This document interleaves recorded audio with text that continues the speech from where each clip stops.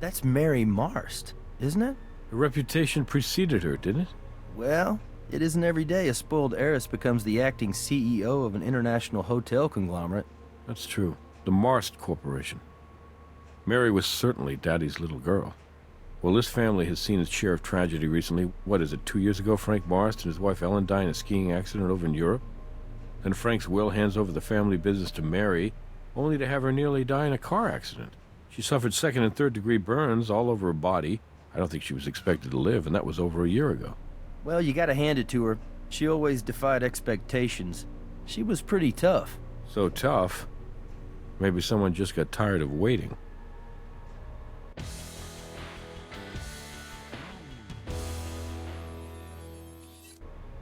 Mary's hospice nurse and her stepsister Jane Barrett found her like this. I'll let you guys go to work. If you need anything, you know where to find me. Okay, partner. Ready when you are.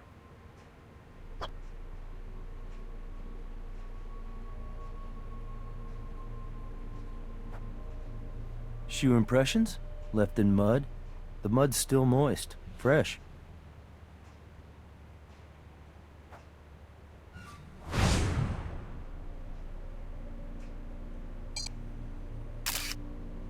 These muddy footprints have a very distinct tread.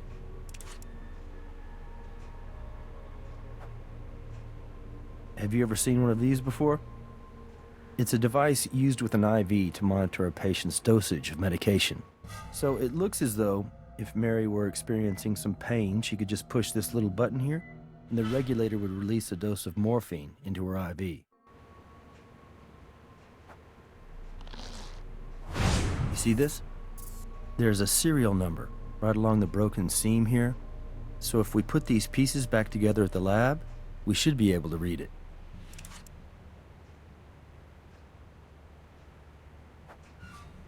Bottle of morphine. So there has to be a switch inside that regulator unit which prevents a patient from overdosing.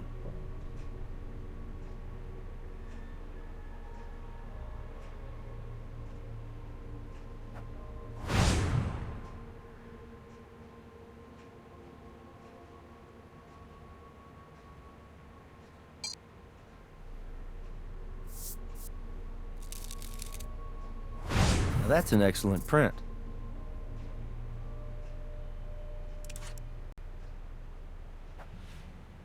So once we've processed the scene, we'll call Robbins and arrange for the body to be transferred to the coroner's office. We'll get a better look at the body at autopsy.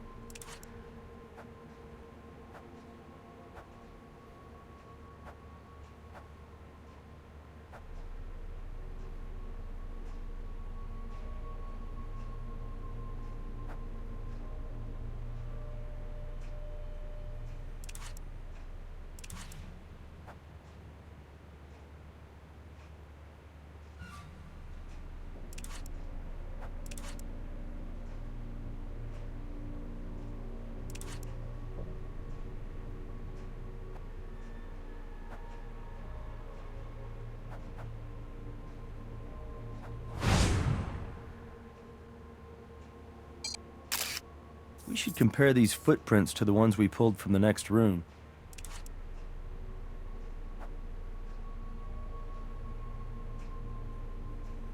Look like anyone you know? Maybe not. This bust is of the late Frank Marst, Mary's father. Looks like it's made of solid bronze.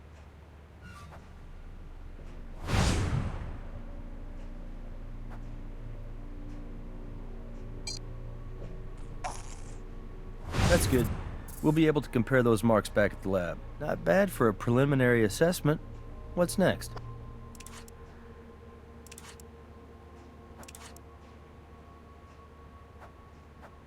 Excuse us, miss.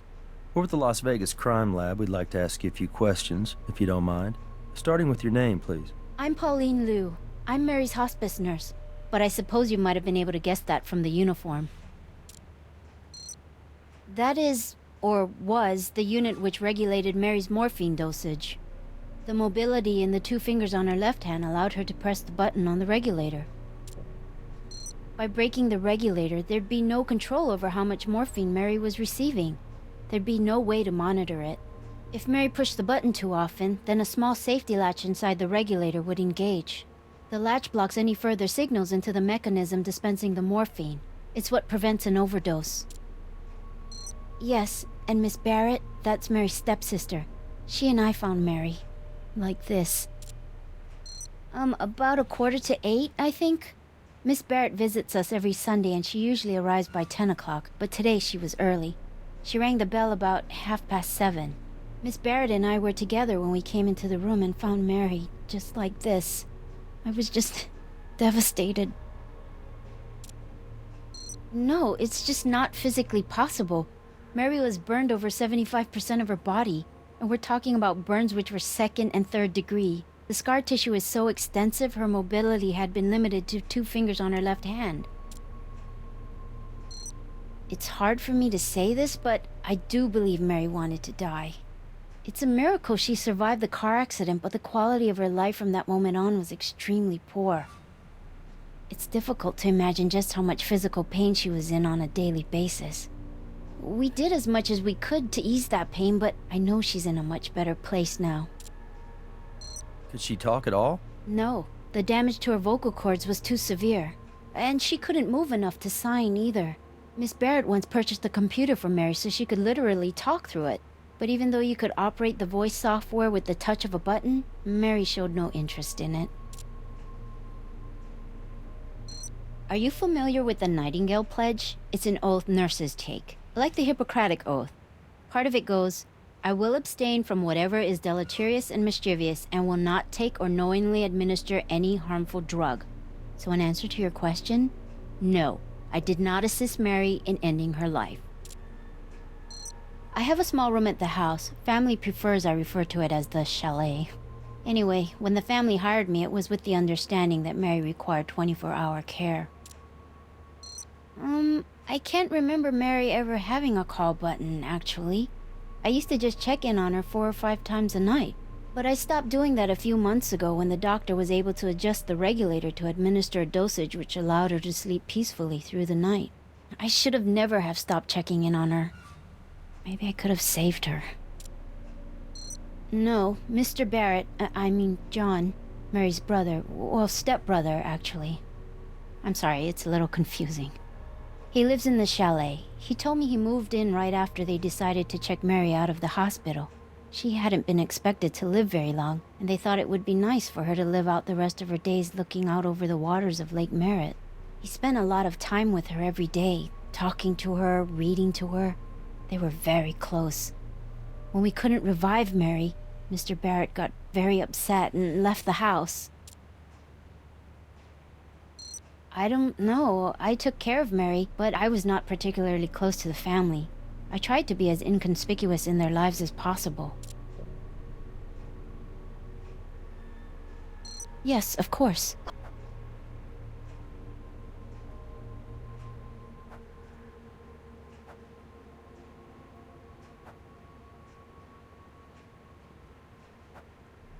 Miss Barrett, we're with the Las Vegas Crime Lab.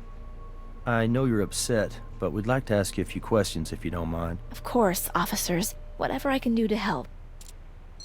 That's correct. Mary's nurse and I discovered the body this morning. 7:30 this morning? Maybe 7:45? I'm not exactly certain.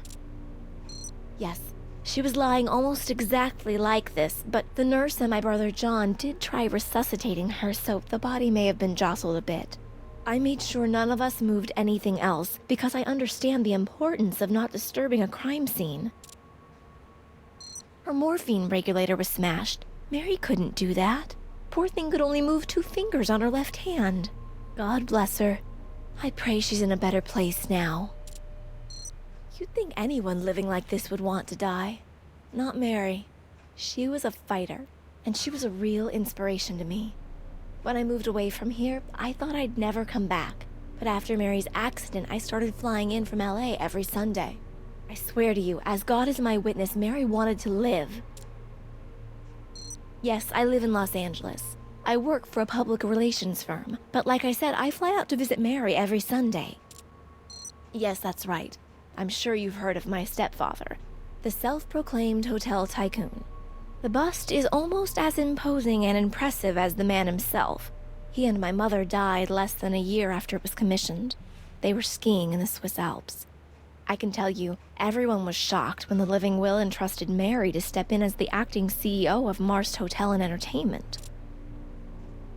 Well, needless to say, no one thought a party girl could take over the reins of a multinational travel and leisure conglomerate, including me. But I have to admit, we were all wrong. Tragically, the very same night she announced her retirement and appointed her successor, she crashed her car. Yes, it is. She was so badly burned, the doctors told us she wouldn't live through the night. I will never forget the look on my brother's face when he heard the doctor say that. It's all impossibly difficult to describe to you. I mean, first our parents, and then Mary? It was almost too much to bear. But the way she fought, she was stronger than anyone could have guessed. She wanted to live. Mary's nurse let me in, and it was just like my normal Sunday visit. I wanted to tell Mary about my promotion. And then, as soon as I saw her, I knew something was wrong. I could tell by the paleness of her skin. I think I screamed, and the nurse screamed, and that's when John ran in and we tried to revive her. This is the family's chalet. When we all decided to bring Mary back here to spend her final days in peace, my brother John decided to move in too, so he could be with her and help take care of her. He and Mary were very close, much closer than he and I. No, we're not particularly close. Well, let's just say we have very different views about money. Very different values about it. Growing up as an only child, Mary had always wanted a little brother, and John was more than happy to be spoiled by her. I have no idea. He ran out of here, and I haven't seen him since. Thank you for your time, Miss Barrett. We'd like it if you could remain here in Las Vegas until we have a better idea of what happened to your stepsister, okay? All right, officers. Whatever you think is best.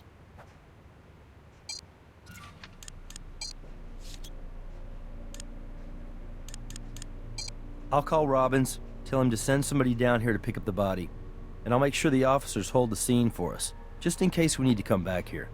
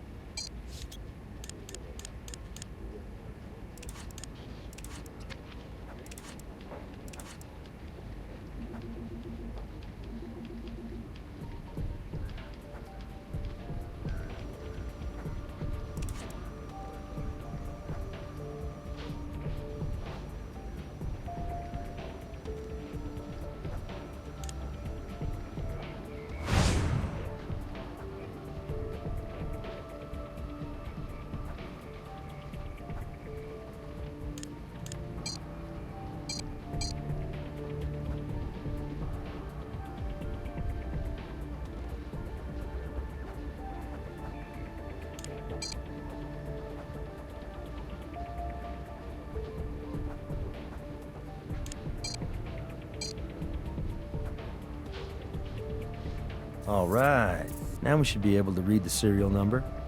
I'd collect those bits of metal too. They weren't part of the regulator.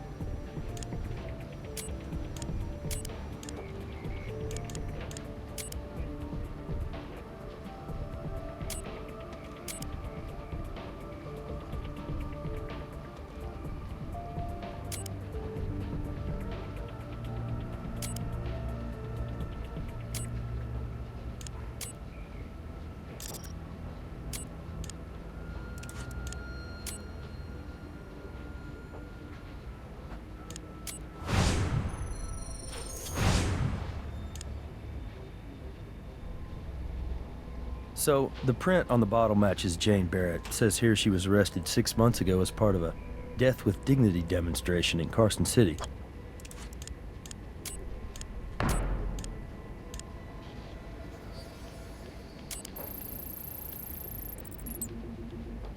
That's the record of Mary Marst's morphine usage. Take a look at the line of continuous usage during the last entry. I'd be surprised if that's not our cause of death right there.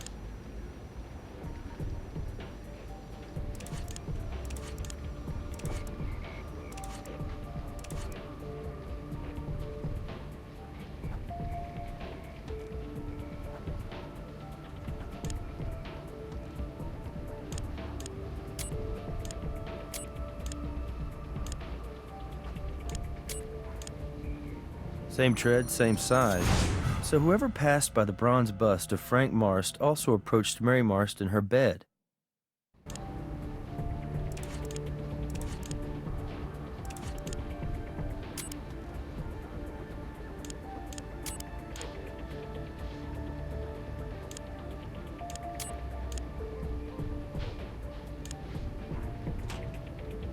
It's a match.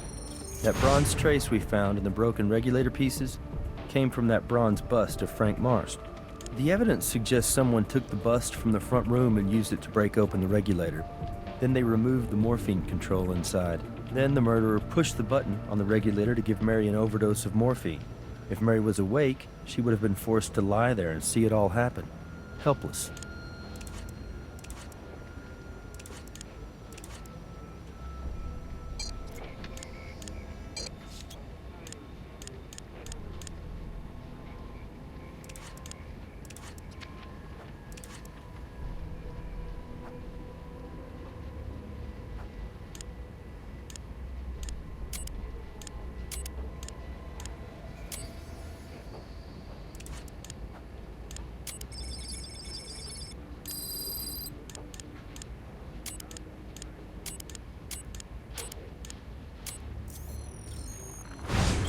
That's almost 100% bronze.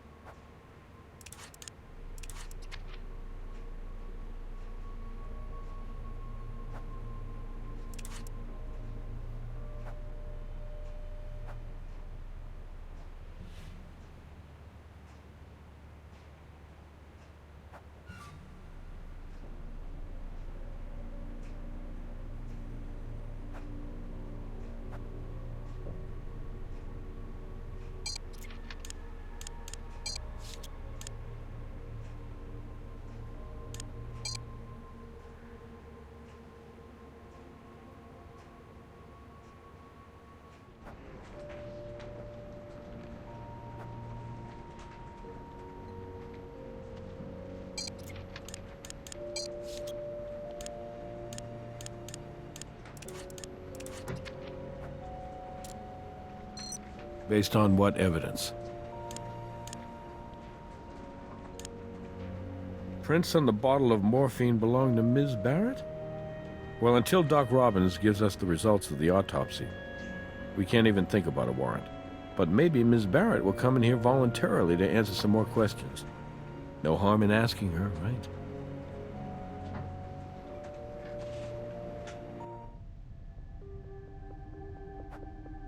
Thank you for coming in voluntarily, Miss Barrett. Of course, officers. I'm happy to help with your investigation. To be honest with you, I'm uncomfortable with her appearance. She's trashy. She wears that nurse's uniform more like a stripper than a caregiver. However, John seems to think she does a good job, and Mary approved of her. No, of course not. Mary had already passed by the time I got here.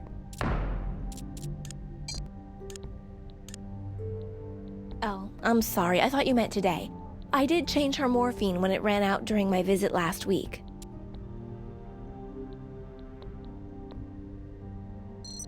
Euthanasia?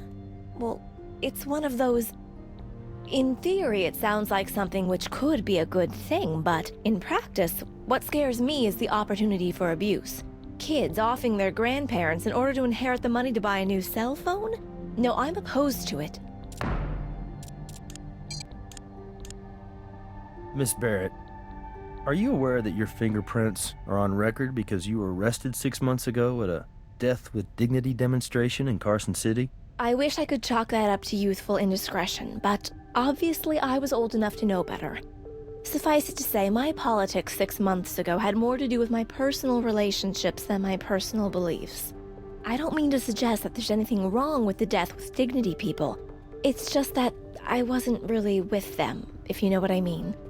And honestly, having lived with Mary like this for all this time, I can't say I could make a decision like that. Especially because, even though she can't speak, I know Mary wants to live. I know that very much in my heart. Ms. Barrett, could you tell us your whereabouts for the last 24 hours? I live in Los Angeles. I come up here to visit with Mary once a week. I flew up here this morning. By that look on your face, I'd imagine you'd also like to know if anyone can verify what I'm saying, but I don't think anyone I know saw me. Oh, wait. Hold on. Actually, I have this excellent home security setup. Superior security systems. You see the way it works? You're either in the away setting with the motion detectors on, or the home setting with them off. They gave me an application for my cell phone that tracks when I'm home and when I'm away. I can send what it recorded for the last 24 hours to you, and you'll be able to see I was home, right up until I left for my flight this morning. Okay. Send us those records, Ms. Barrett. But we'll still have to authenticate them with your security company. So I just got the records for Jane Barrett's security system from Superior Security. Looks like they check out. According to the records, Ms. Barrett was at home last night at 11. You know, the Marst family is still a pretty powerful player in this state. And it's pretty much an open secret that John Barrett was set to inherit everything when Mary Marst died. Jane Barrett wasn't even going to get a little something for the effort. Well, being left out of the will is a possible motive, but what do we think about Jane helping Mary end her own life, trying to give her death with dignity? You know what death with dignity is? It means you don't drool. I think when you have a family with a lot of money to fight over, I don't trust any of them. But if Doc Robbins tells us the time of death clears Jane Barrett, then I'll move on to the next best suspect, family member or not. Vault Insurance Company was only too happy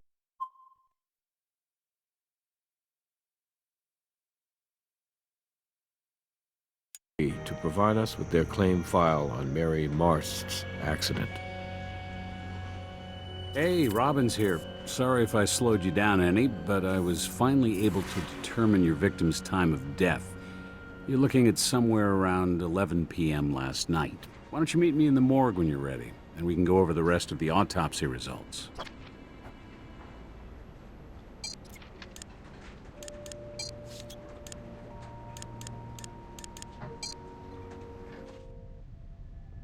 Thank you for coming in voluntarily, Miss Barrett.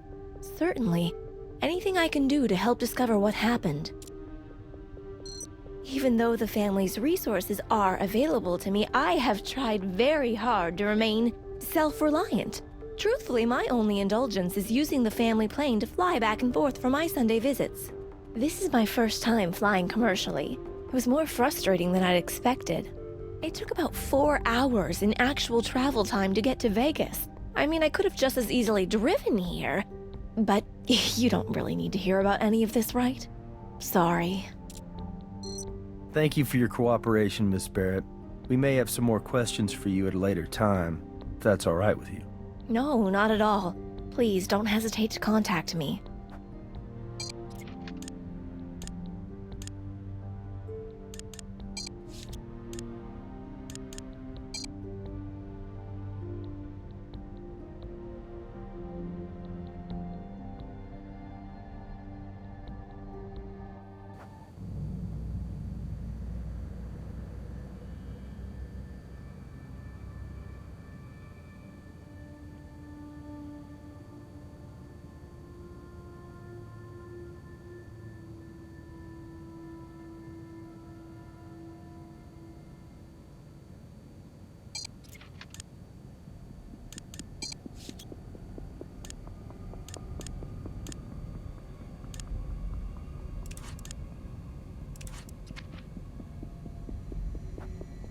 Thanks for waiting. Ms. Marst's previous injuries, which resulted in extensive hypertrophic scarring, made my job a lot more challenging than I'd expected. I'm sorry if I've slowed you down any.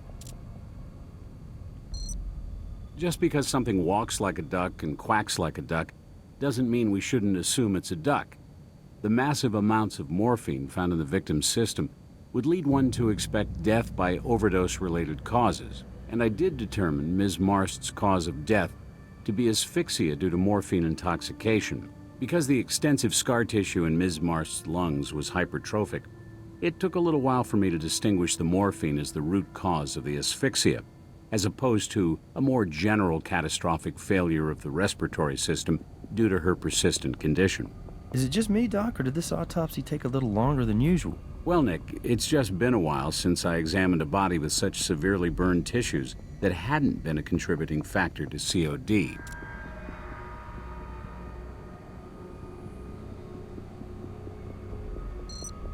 I estimate time of death to be somewhere around 11 p.m. last night. The problem I had with this one is, if you take a good look at the muscular atrophy, it presents like advanced rigor.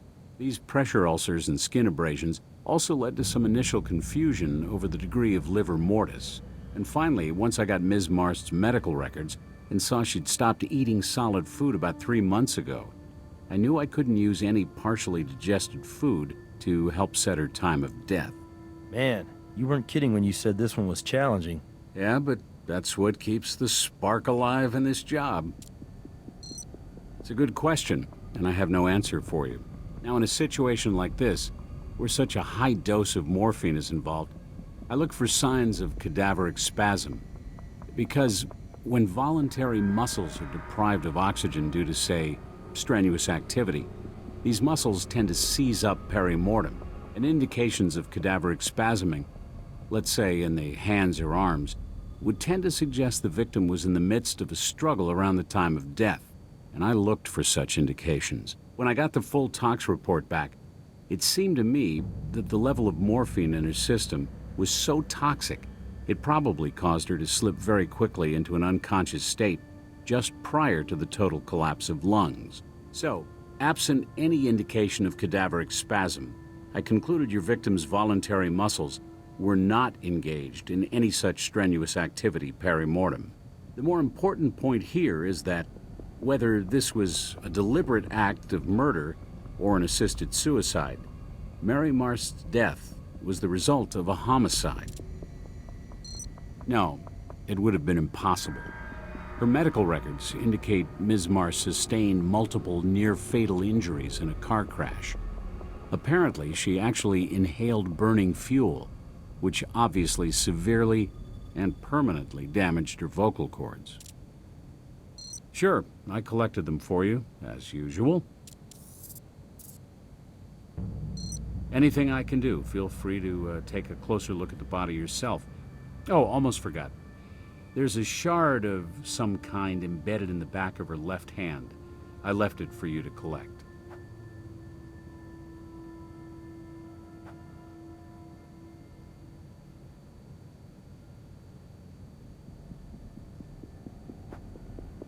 Scar tissue here is extensive, as well as hypertrophic.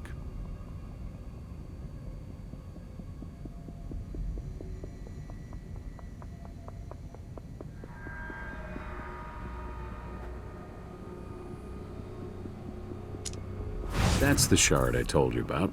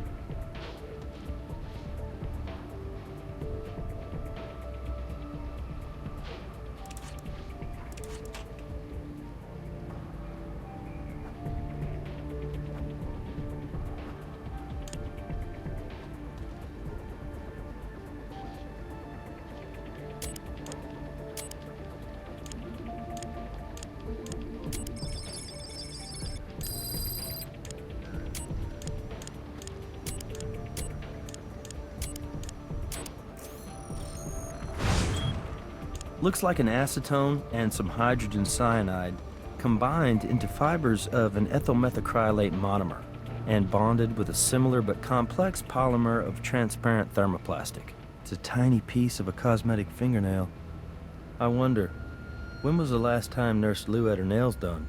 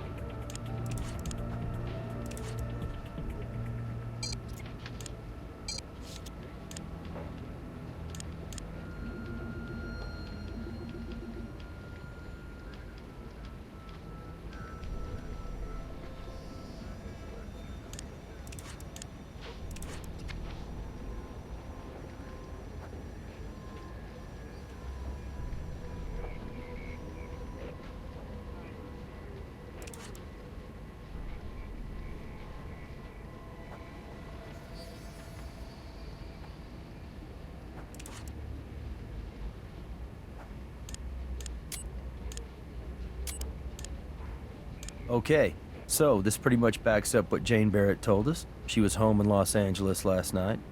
Pretty solid alibi. You may have something there. Jane comes to visit every Sunday, and every Sunday Mary's morphine usage becomes erratic. The records from Jane's security system indicate there was one Sunday when she stayed home. Now, don't you think it's odd she didn't happen to mention that one Sunday to us? It's also not reflected in Mary's pattern of morphine usage. It doesn't contradict Jane's alibi, but it's definitely worth keeping in mind.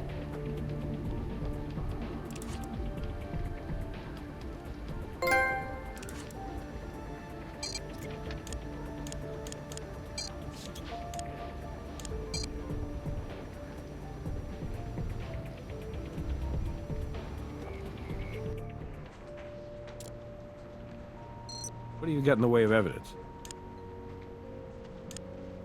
What if we do this? I'll talk to the nurse. See if she might be willing to come down here voluntarily to answer some questions. Maybe we'll get lucky.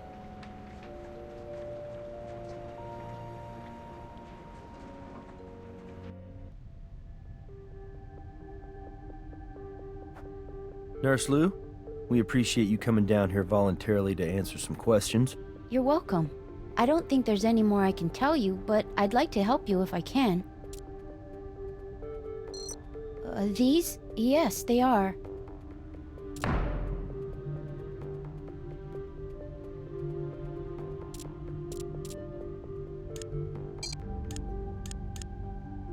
That's odd. Oh, but you know I did get a nail tip put on my index finger when the real one broke last week. It's been on my hand all week, so I guess I kinda forgot about it. But you can see it's not chipped or anything. I don't know for sure.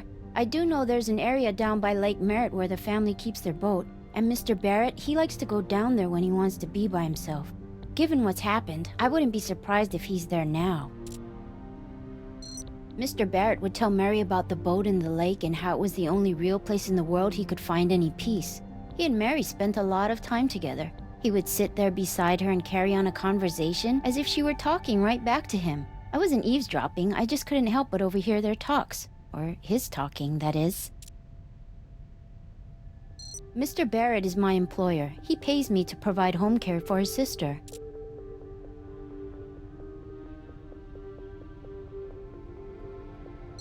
Honestly, I can't say I really know Miss Barrett. When she came to visit, she would seem uncomfortable. But seeing someone you love in the condition Miss Marsh was in, well, it's very, very difficult. So I tried not to take anything personally. Thank you, nurse. We may call you in if more questions come up. I understand.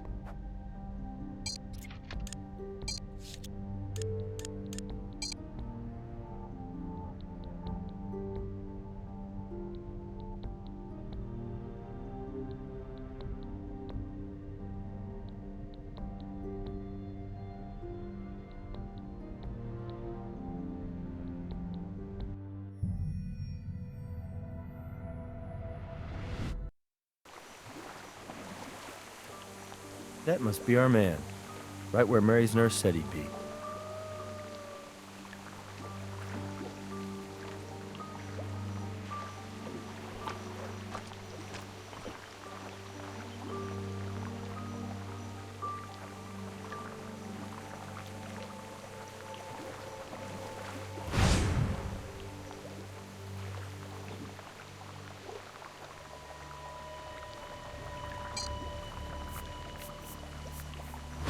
Well, no one will ever accuse you of not being thorough. I'd say you might be overdoing it a little bit, but it never hurts to practice, right?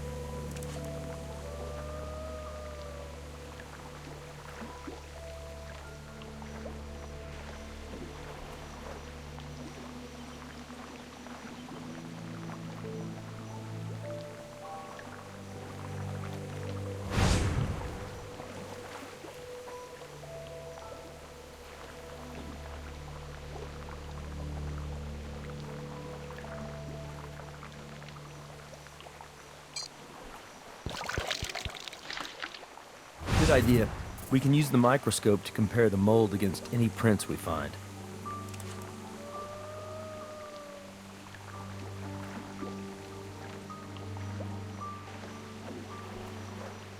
Yeah, that's a nice boat, but it's not why we're here. Let's stay focused.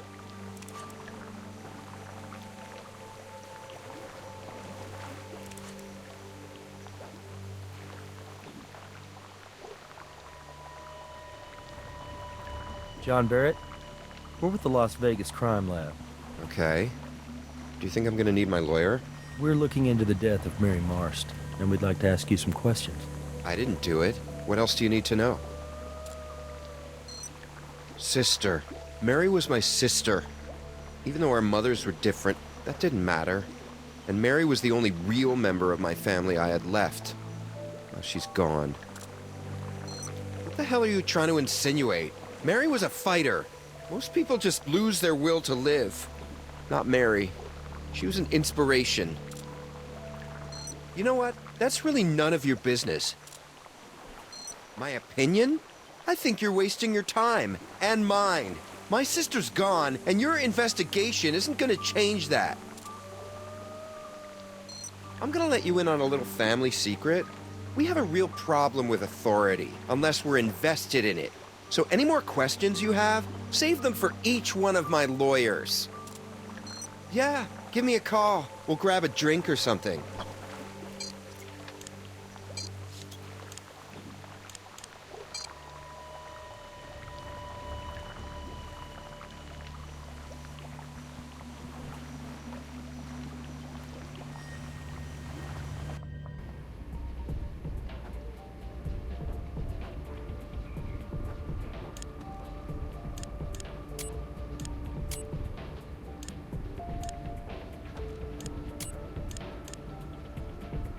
The size and the tread patterns match.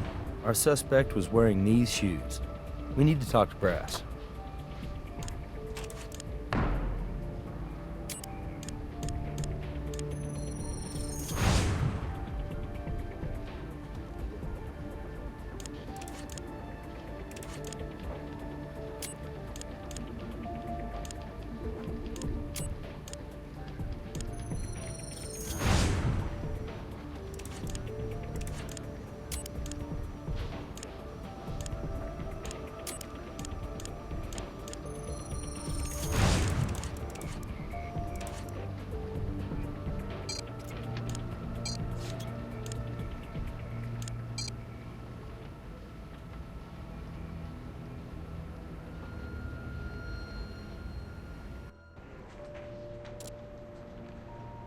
What evidence do you have? This is good. We can get a warrant to search the kid's room with this. Problem we have now is it's Sunday, which means the judge is indisposed on one of several possible golf courses. I'll have to chase him down to get the warrant to search John Barrett's room. Why don't you head back to the lab? I'll call you when I have it.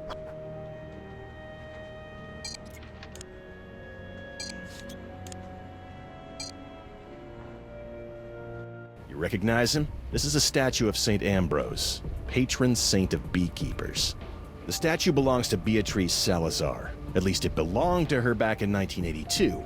That dried blood there belonged to her husband, Miami drug lord Humberto Salazar. The theory goes Humberto Salazar fell in love with a beautiful teenage prostitute he plucked off the streets of Mexico City. She got the house, the car, and the drug empire. He got St. Ambrose to the head. At the time, nobody could find any physical evidence to tie Salazar to her husband's murder, but obviously, we've come a long way since 1982. And that's where you guys come in. Salazar's grandstanding when she showed up the other day was just for show. Her DNA has been on file for a while. What are these white, pasty flecks? Adhesive from an evidence locker sticker. I just need you guys to pull her DNA off this statue, and if you can, that's the ball game. We've got her for murder.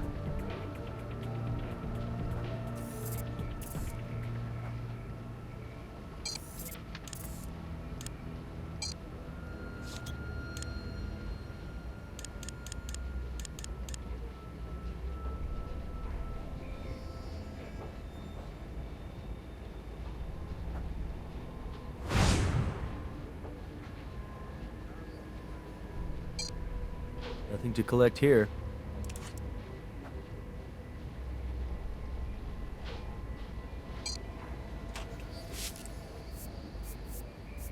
Nice job. Now let's run the sample.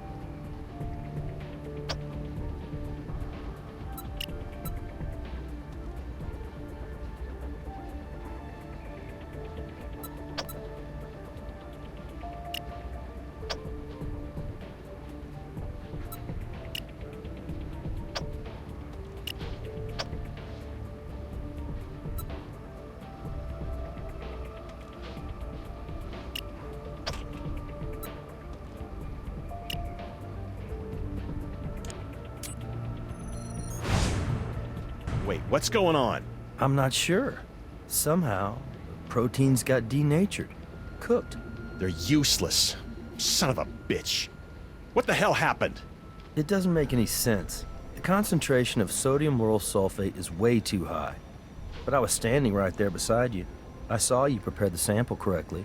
Damn it, I can't believe this. I'm taking this statue back into my custody, and I'm going to make a formal request to the deputy director and to your sheriff that an investigation be immediately conducted into the CSI's possible malfeasance. Mr. Stokes, I would suggest you take this matter into your own hands before it brings down this entire lab. Tell me something. Are you just incompetent, or did you just deliberately destroy potential evidence? I know this sounds crazy, but I think Agent Huntby set us up. I think he deliberately set us up so that we would consume that potential DNA sample in analysis. And he wanted us to take the fall for it. Catherine, we gotta get our hands back on that statue. We need to analyze whatever traces on it, and we have to figure out what the hell's going on with Huntby. Huntby just left the building, and he took the statue with him. I'll notify the FBI field office. See if they can help us. I think Nick is right. And I'll do everything in my power to get that statue back here and have you retest it.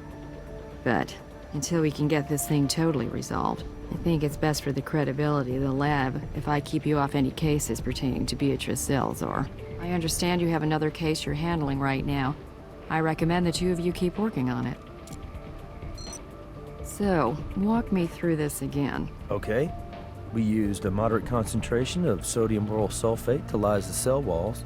Okay. Cell walls open up, allowing us to extract the genetic material inside and prepare it for DNA analysis. Exactly. Except this time, for some reason, there was a much higher concentration of SLS than we normally use. So when the sample was hydrated in preparation for our DNA analysis, the water and the high concentration of SLS produced a chemical reaction that gave off enough heat to raise the temperature of the water way above 80 degrees Celsius. Which would have denatured the protein and destroyed the viability of the sample. Agent Huntby is claiming you incorrectly prepared the lysing solution by adding too much SLS. Catherine, with all due respect to Agent Huntby, I was standing right there when it all went down. The solution was prepared correctly. Now, as we were swabbing the sample, I did notice a trace amount of some sort of pasty substance on the back of the statue. So I asked Agent Huntby about it, and he said it was just some glue residue from an identification tag. You know, you can create a paste with sodium lauryl sulfate, concentrated enough to have that reaction when hydrated. It's Brass. I finally tracked down the judge and got him to review and sign our search warrant for John Barrett's bedroom. It's a go.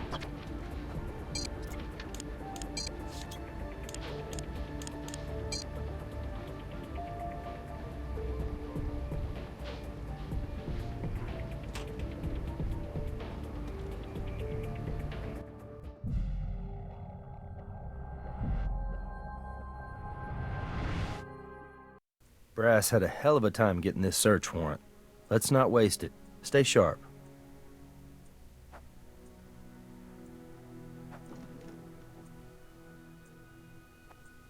The man likes his shoes.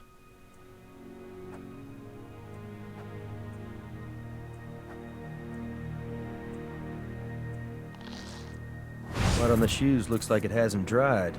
It's fresh.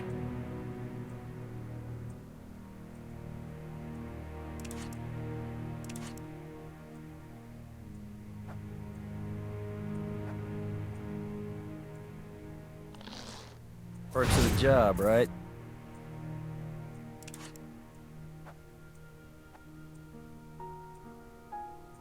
This guy may be rich, but lucky for us, he obviously doesn't pay for a daily maid service.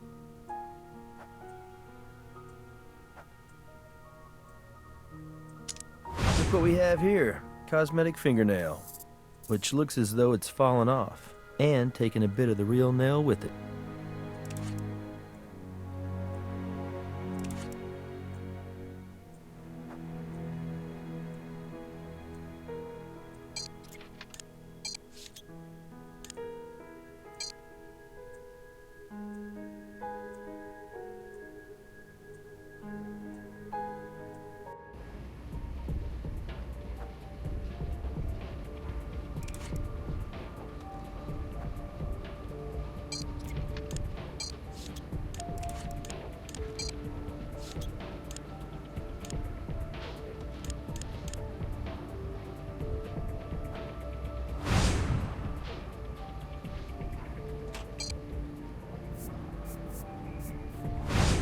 Dirty job, but somebody's got to do it. Hopefully, we'll be able to recover some usable DNA.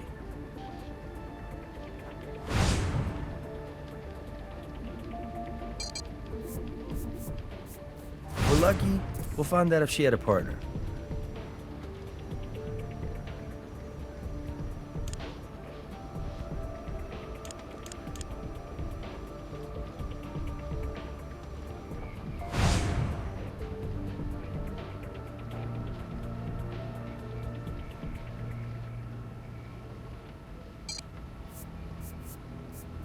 That sample may allow us to positively identify who the nail belongs to.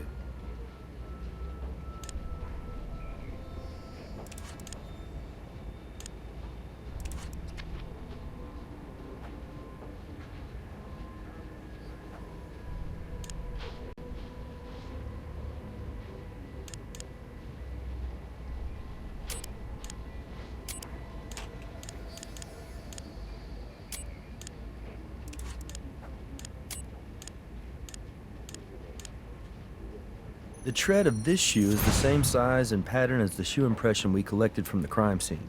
I gotta say, it doesn't look so good for John.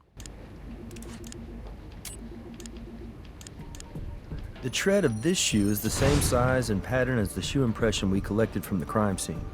I gotta say, it doesn't look so good for John.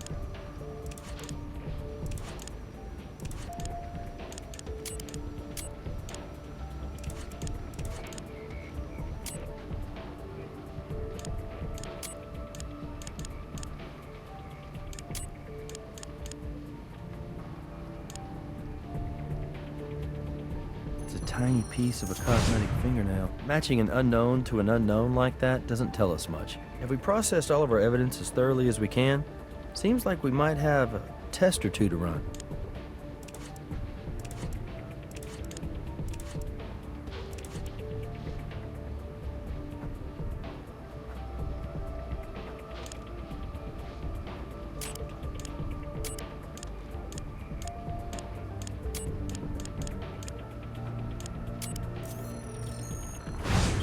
They're a perfect match.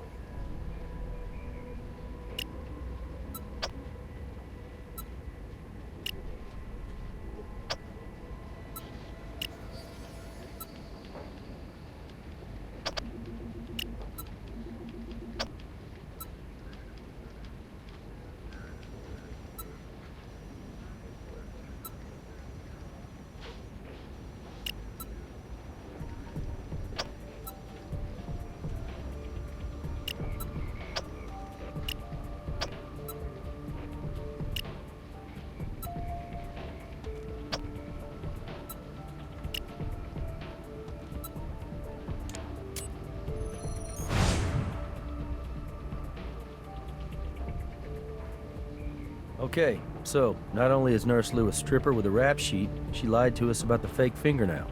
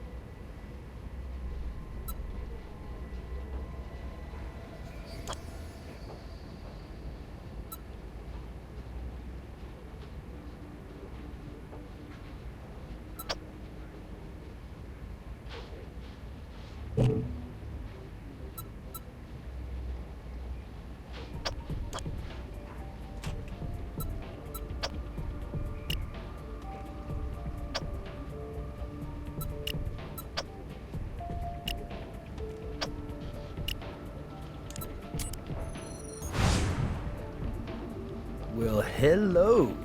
It's always the naughty nurse, right? Not only does Pauline Lou have a work card because she's been a dancer at various gentlemen's clubs around town, but she also has an arrest for solicitation on her record. Looks like John and Nurse Lou didn't want us to know about their little relationship.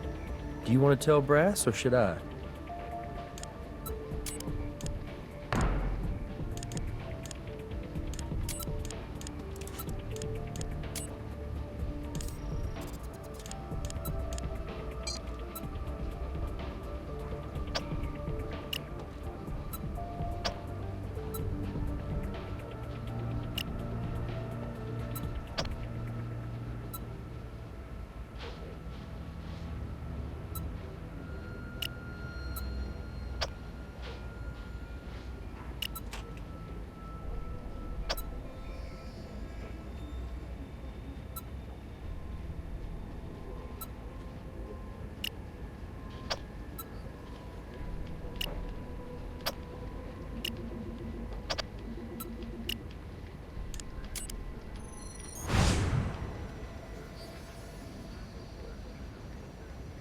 Looks like John and Nurse Lou didn't want us to know about their little relationship.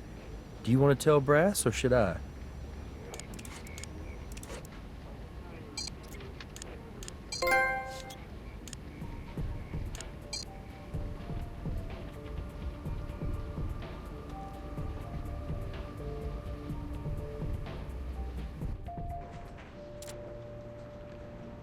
Based on what evidence? Pauline Lou and John Barrett were lovers. Great. So I'd call that motive, wouldn't you? So let me get this straight. John Barrett stands to inherit a fortune. His girlfriend, the nurse, provides him with an alibi, and lucky for her, vice versa. And on top of that, her intimate knowledge of the regulator unit gives the kid a great big opportunity for murder. Looks like John Barrett doesn't seem too interested in providing an alibi for anyone, including Pauline Lou. Okay, let's not tip our hand here. If we try and talk to John Barrett first, his lawyers might circle him and the nurse. But if we call the nurse in here first, then maybe she'll be willing to make a deal and give up her boyfriend.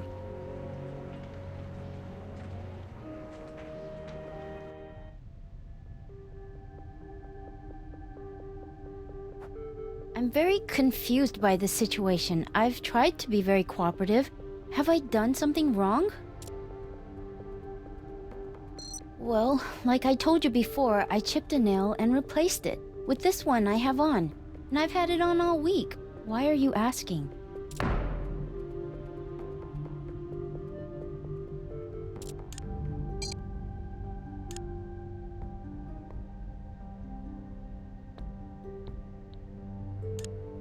Pauline, we found your DNA on a cosmetic fingernail.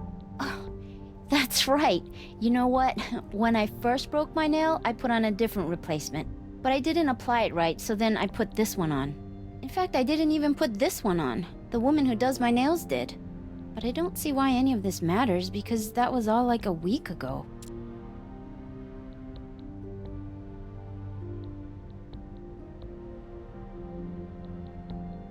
Why are you asking me that? I'm a registered nurse, and Mr. Barrett hired me to provide hospice quality care to his sister.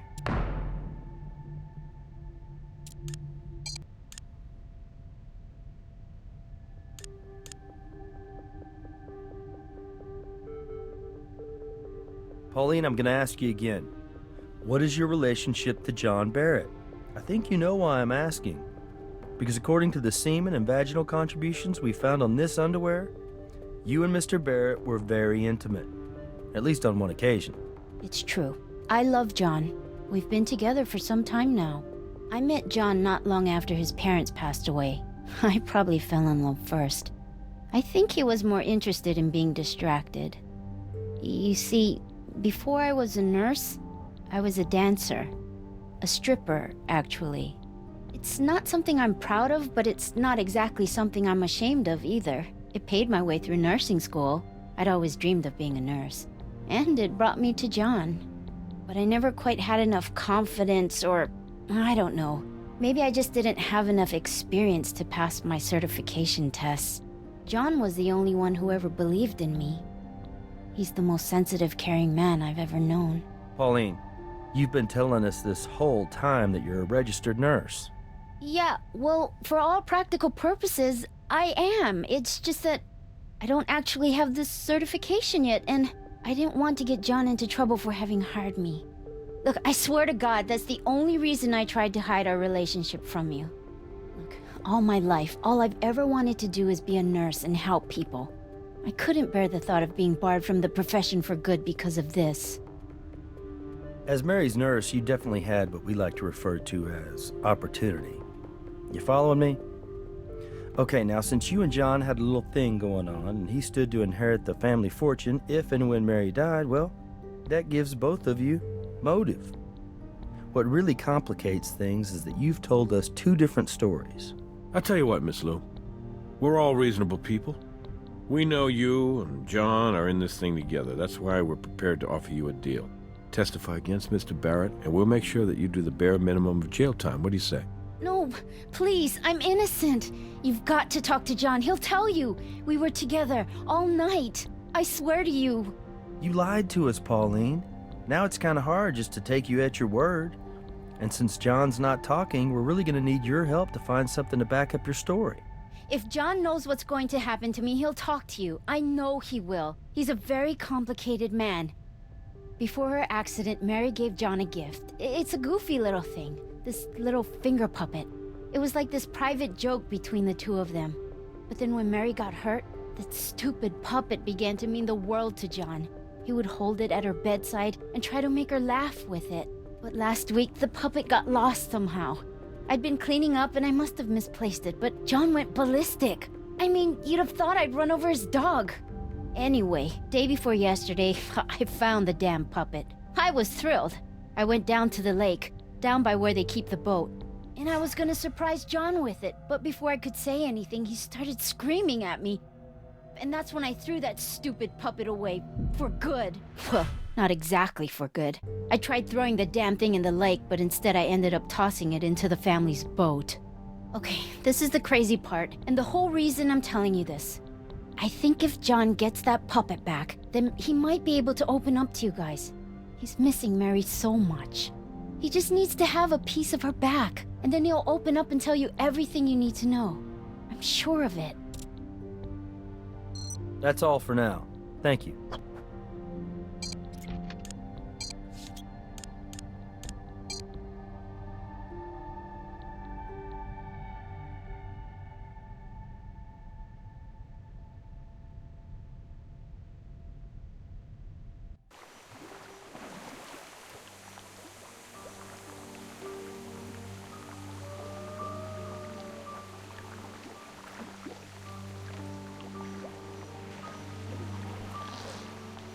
Okay, here's that little puppet Pauline was talking about. It's ridiculous. I mean, I don't mean to be disrespectful, but it's just really hard to believe this would mean so much to Mary's brother.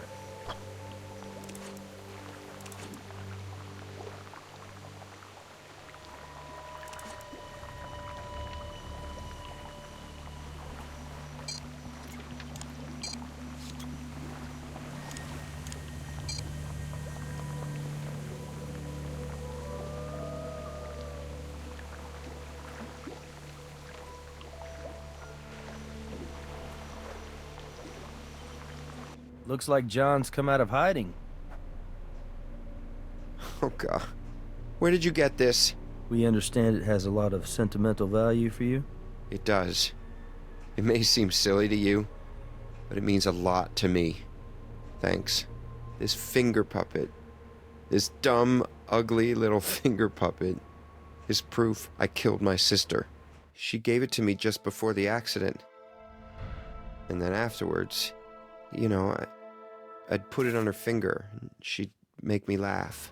It disappeared a week ago, right after I made Mary promise me she'd keep living. For me. 'Cause I could tell, in her eyes, she wanted to give up. She was tired. I couldn't let her go. When I thought I'd lost this puppet, it suddenly occurred to me that instead of convincing Mary to stay with me, I'd actually pushed her into leaving. I killed her. Someone else may have helped her, carry it out, but it's really my fault. John, I don't understand something, and I don't mean to be insensitive, but how would you know what Mary was thinking? She couldn't speak. She could hardly move. How were you communicating with her? We both knew Morse code. We tap into each other's palms. It's almost like how Helen Keller used to communicate. Mary knew Morse code. Yeah. For laughs, she'd tap out the things that bothered her on the regulator button, because she knew it would cut off after a certain point. She complained about blisters and cramps. Jane. Jane?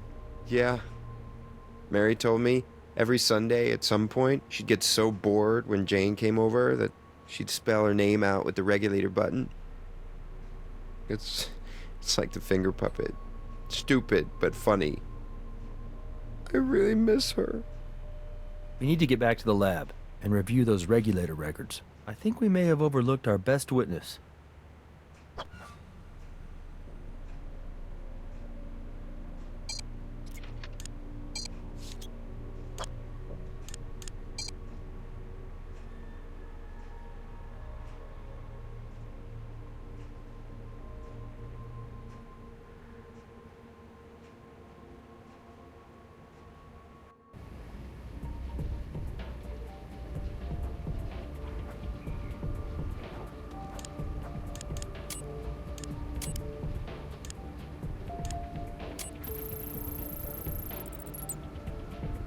So here's what's bugging me.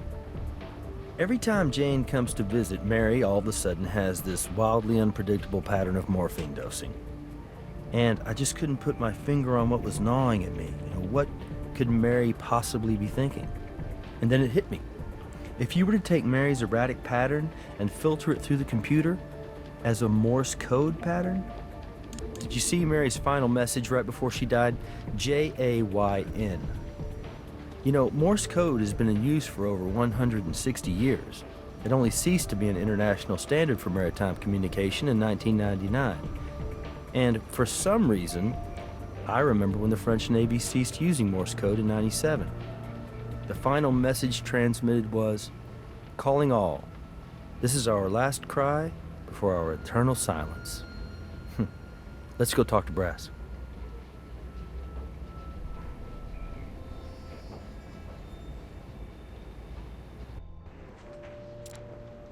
What do you got in the way of evidence? I mean, this isn't exactly a smoking gun. Jane Barrett may have had opportunity, but as far as we can tell, she hasn't got a motive. Now, our little John and Nurse Lou, they have motive. I'll see what I can do, but now that John's more willing to cooperate, why don't we talk to him and see if he lets something slip?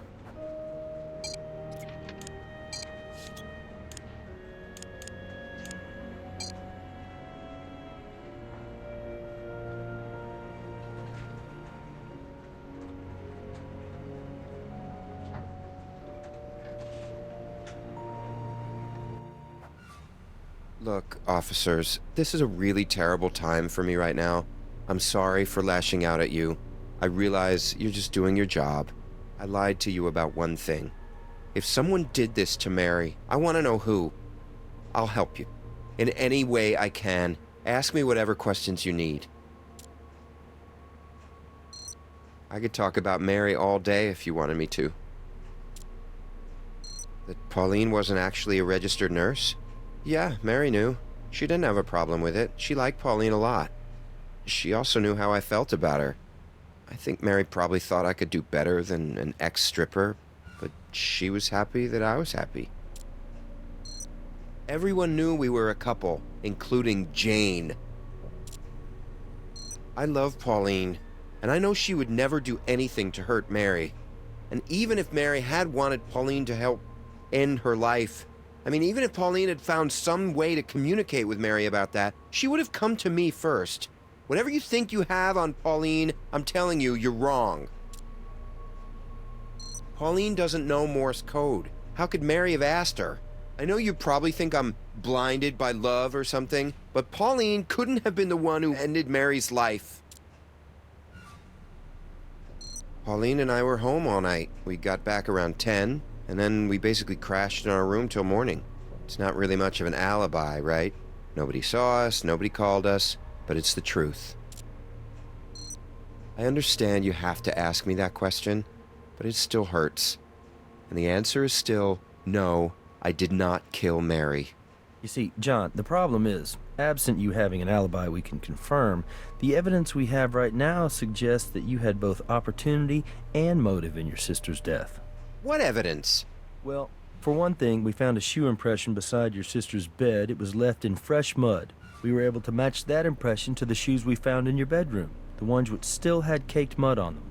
Wait a minute. Think about it. If I was really gonna kill Mary, why the hell would I track mud all over the house and leave my shoe print where you guys can find it and match it right back to me? You ever hear the expression consciousness of guilt? It means deep down, you might have subconsciously felt guilty for doing what you did.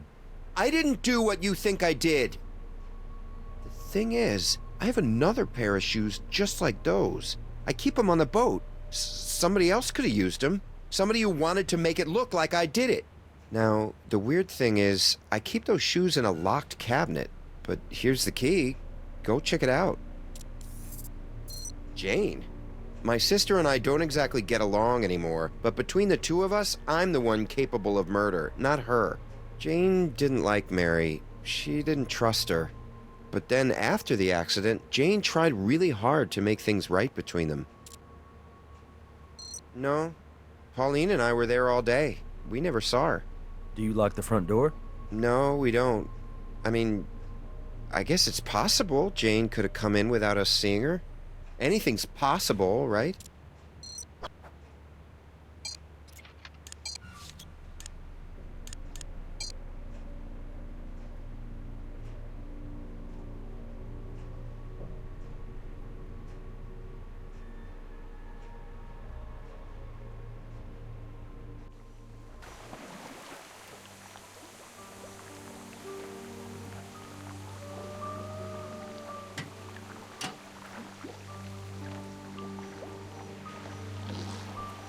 Same size and brand of shoe, with mud on them, right where John told us they'd be. Okay, now the trick is to distinguish one pair of muddy shoes from the other.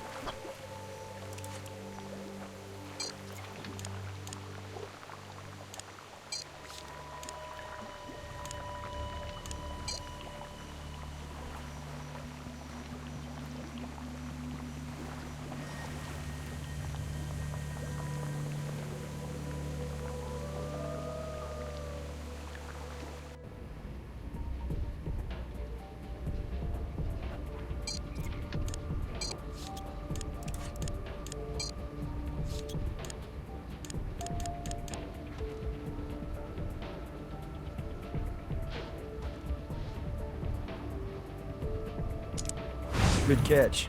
That's a very fine strand of hair.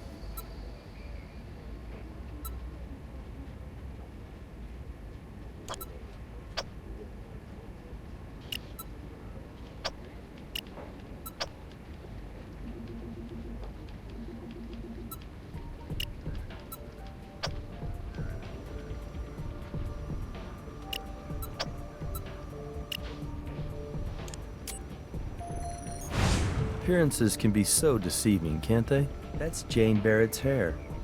You know what? That crime scene was staged. We need to talk to Brass.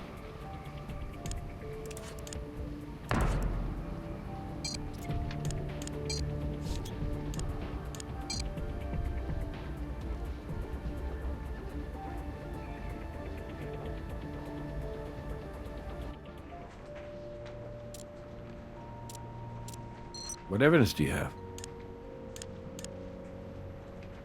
The DNA evidence puts Jane Barrett right at the crime scene. I'll get your warrant.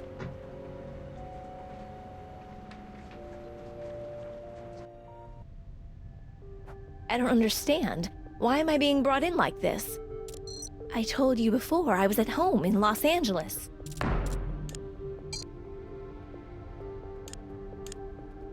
Miss Barrett, we found your DNA at a location which ties you to Mary's murder. That's not possible. I gave you my home security system records. I wasn't even in Las Vegas. I was home. This has to be some kind of mistake. Didn't you check with the security company? That's exactly what we did, Miss Barrett. You, and everyone we talked to, mentioned how you would always pay Mary a visit every Sunday. But when we reviewed your home security records, we noticed one Sunday when your system listed you as home all day. I have an explanation. That is, May we see your phone, Miss Barrett? I'm going to get a search warrant for your home in Los Angeles, Miss Barrett. I'm going to have LAPD turn over the place and tell me exactly what they find. May I save you the trouble, Captain? You won't find anything there. You have no case. Just because I wasn't home doesn't mean I murdered my stepsister. That's actually quite a remarkable leap of imagination. And I would guess those don't usually play very well in front of a jury. I just heard back from the LAPD. They searched Jane Barrett's Lost Hills residence from top to bottom. Found nothing. Look, maybe Jane didn't want to risk traveling around with incriminating evidence on her, so she stashed it around here somewhere. All I'm saying is, it's worth looking into.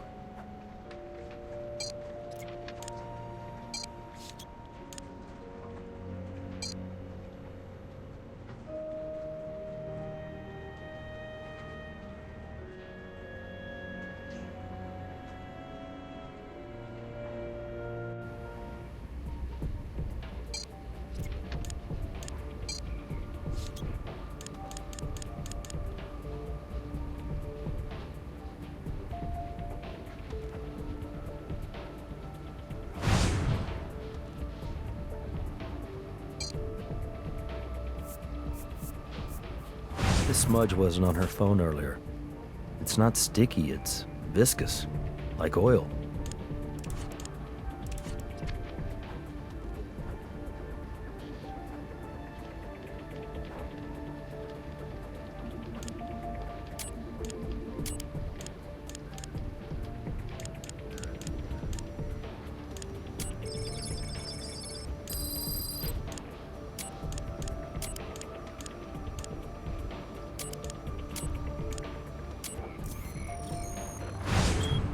Petroleum oil with a very low ash content. Looks like the type of two-stroke oil you'd use in jet skis. Good job, partner.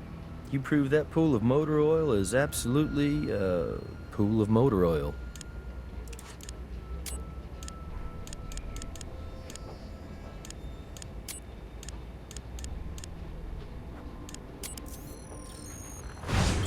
It's petroleum oil with a very low ash content.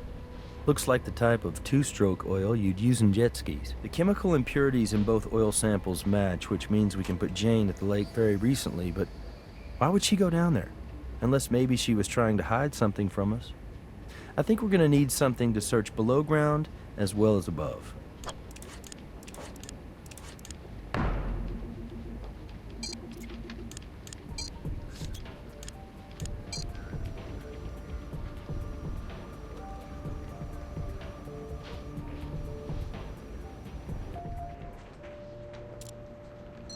Ah, yes, the ultrasound device. It's impressive, but it's also expensive. Let's just be sure we really need it before we start wasting valuable resources. This evidence places Jane Barrett in proximity to that pool of motor oil. Okay. I'll get you that ultrasound device. Let's see if we can find out why she was there.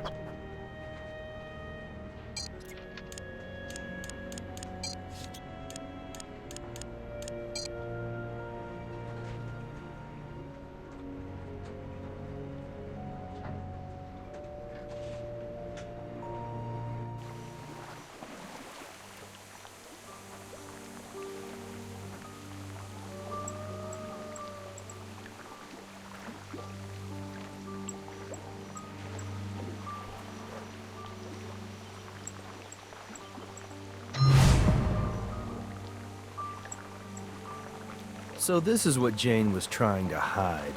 A hammer. She buried the hammer right on top of a wrench, which looks as though it's been down there for a while.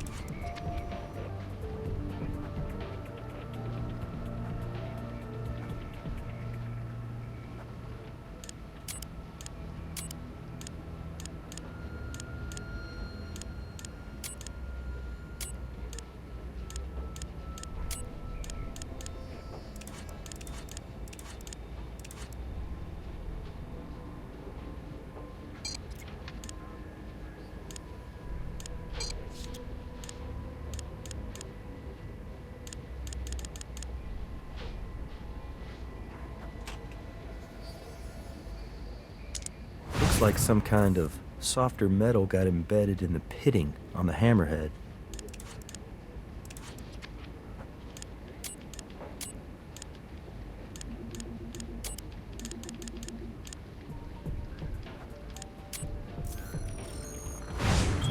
These particles are bronze, and they're a perfect match to the bronze that the bust is made out of. The bronze particles didn't come off by smashing the regulator. Someone deliberately shaved them off and planted them. So our killer wanted us to make the connection to the bust, and wanted to make sure we found those muddy footprints right by it. And he or she assumed that if we did, our focus would turn to John and Pauline.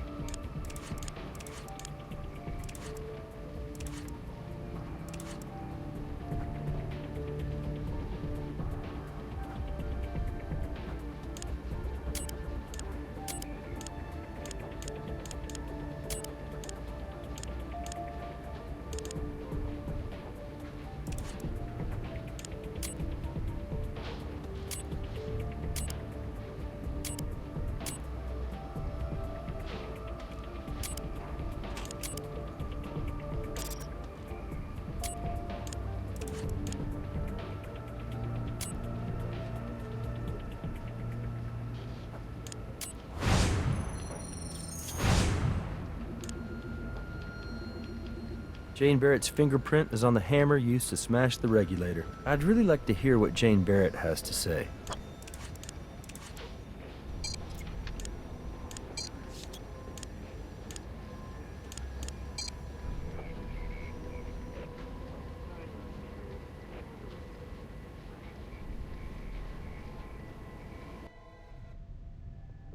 You didn't find anything, did you? I tried to save you the trouble. So is that it, officers? You'll never really know, will you? Here's your fingerprint. We found it on the hammer you buried by the lake. The same hammer you used to knock off a piece of that bust. The one you planted with the broken regulator. I'm just curious, Jane. Why the bust of Mary's father? Did you resent the Marst family that much? I hated them. Hated them for stealing my family from me. You know, when my parents died in that oh-so-tragic skiing accident, it made me start believing that there was the possibility of justice in this world. Like God had answered my prayers and punished them for abandoning me. But then Mary took over the company. She was just a stupid little party girl, and there was nothing I could do about it. But as soon as Mary resigned, that very night, I was ready. God really does help those who help themselves. Mary survived her accident, which upset me. Why was God punishing me? But I planned to try again, and that's when I bought that application for my phone so I would be able to create an alibi. But you know, I realized I could just watch Mary die, bit by bit. It was then that I completely understood God's plan for me. I wasn't being punished. I was being rewarded. And then one day, I found John standing over Mary, crying and begging her not to die because she was the only family he had left. But I'm his real sister. That very day, I snuck into John's room to find something that would lead you to him and his naughty nurse. I took a chip of her fingernail from the trash in his room. Then yesterday, I used my phone to make it look like I was home. Then I drove to Vegas. It only takes about 4 hours. In the right car, that is. I went down to the family boat, put on my gloves, got John's muddy shoes, and drove to the chalet. I waited for my brother and his whore to go to his room, and then I snuck in. I put on the shoes and took the bronze bust from the front room. As soon as she saw me, Mary started panicking, pushing her regulator button over and over and over. Do you need some help with that, Mary? I cracked open Mary's regulator with the bust, then used the hammer to chip off a bit of it. That part was for you guys to find. Then, and this was the best part, I put the broken regulator in Mary's hands and I forced her to push the button. I looked into her terrified eyes to watch the morphine melt her soul away. And then, she almost wrecked it. She looked at me, and she smiled at me. She was trying to trick me, make me think she was glad to die. Like this was what she'd wanted all along, as if God was freeing her, not me. After she was dead, I planted that tiny bit of the fake fingernail on her hand. I replaced the bust, returned the shoes to the boat, and buried the hammer. Then I drove home. I got back just in time to catch my flight. You might be right, Jane. Mary may have been happy to finally be released of her burden. Or maybe she was smiling because she'd been able to spell out most of your name on her regulator right before she passed. I think she was smiling because she knew you weren't going to get away with murder. Well, we'll never know for sure now, will we? I do know one thing for sure, Miss Barrett. You may have been neglected by your family, but we're going to be paying a lot of attention to you now, probably for the next 25 years to life.